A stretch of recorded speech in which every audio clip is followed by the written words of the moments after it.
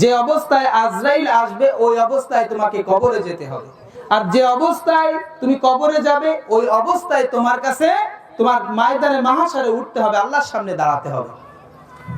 অনেক কথা এই হাদিসের ব্যাখ্যার মধ্যে।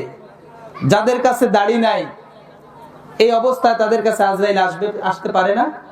না, আপনাদের ওই রকম টার্গেট দেওয়া আছে। একজন টার্গেট দিয়েছিল না 74 সালের মধ্যে আর কেউ পারবে না, ছিল না এরকম?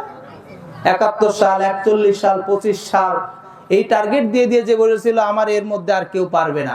আর তার সাথে লোকেদের ঈমান এমন হয়ে গিয়েছিল, এমন কথা বলেছে যে তার দেহে যতক্ষণ প্রাণ আছে ততক্ষণ পর্যন্ত তাকে ক্ষমতার থেকে কেউ নামাতে পারবে না। এরা আল্লাহর সাথে সরাসরি বিরুদ্ধাচরণ করেছিল।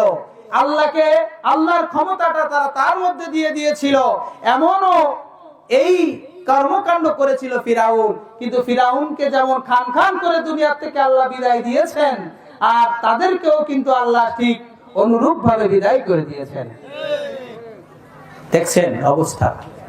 সম্মানিত মানুষকে অসম্মান করেছে।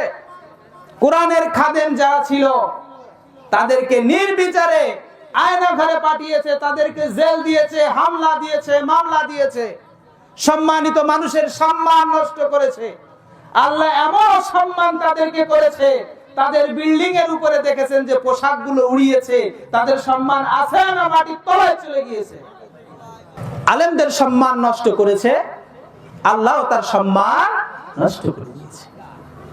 এই জমিনে, এই দেশে আবার নাকি তিনি আসবেন, আবার নাকি তিনি আসার ইচ্ছা করেন। তবে বলবো, অনুরোধ থাকবে, জানি না এই ওয়াজ যদি কেন এই কথাটুকু যদি কোনো মাধ্যমে যদি ইউটিউবে যায়, আল্লাহ না করুক বাসাতে বাসাতে বাসাতে বাতাসের মাধ্যমে তার কানে যদি পৌঁছায় কোনোদিন, তো সে যেন দেখে যে আপনি আসার আগে ওই পোশাকের ভিডিওটা দেখে আসিয়েন। আমি আর বিস্তারিত বলছি না। তো যাই হোক, এই যে গাদ্দারি করা মানুষগুলো, এই গাদ্দারি অবস্থায় তো তার কাছে আজরাইল আসবে। আর এই আজরাইল যখন আসবে গাদ্দারি অবস্থায়, তখন তার ওই অবস্থায় কবরে যেতে হবে।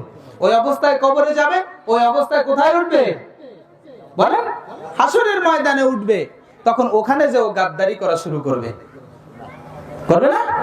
করবে।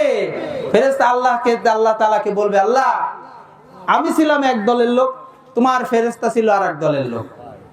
তুমি দুইজন ফেরেশতা তো দিয়েছিলে দুই কাজে, আমি ছিলাম এক দলের, ও ছিল আরো এক দলের।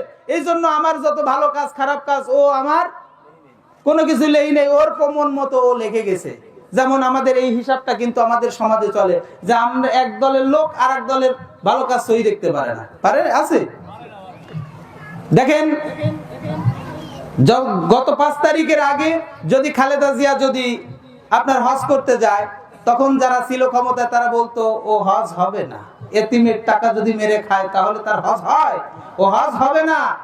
আর এখন যদি অন্য দলের কেউ যায়, তখন বিরোধী যারা থাকে তারা বলে ও কুরবানি 10টা দিলেও কোনো কাজ হবে না। এই কথাটাও তারা সেদিন বলবে যে তোমার এই ফেরেশতা এক দলের ছিল, আমি আর এক দলের ছিলাম, ওরা পাবো আমার শত্রুতা বশত আমার নামটা ওখানে দিয়ে দিয়েছে। আল্লাহ কি প্রমাণ দিতে পারবেন না? কি মনে হয় পারবেন? পারবেন। সে আল্লাহকে একটা ডাক দেন তো, লিল্লাহি তাকবীর। আল্লাহ তাআলা সেই দিন তাদের এই আমলনামা যখন তারা অস্বীকৃতি জানাবে, আল্লাহ রাব্বুল আলামিন এই জমিনকে, ওই যে ওয়া আখরাজাতিল আরদু আসকালাহা, তাদেরকে সেই সাক্ষী জমিন যখন বের করে দিবে তখন চেয়ে থাকবে। কুলুবু ইয়াউমা ইদিন ওয়াজিফা আবসারুহা খাশিয়া, তখন ওই আমলনামা জমিন যখন বের করে দিবে তখন তারা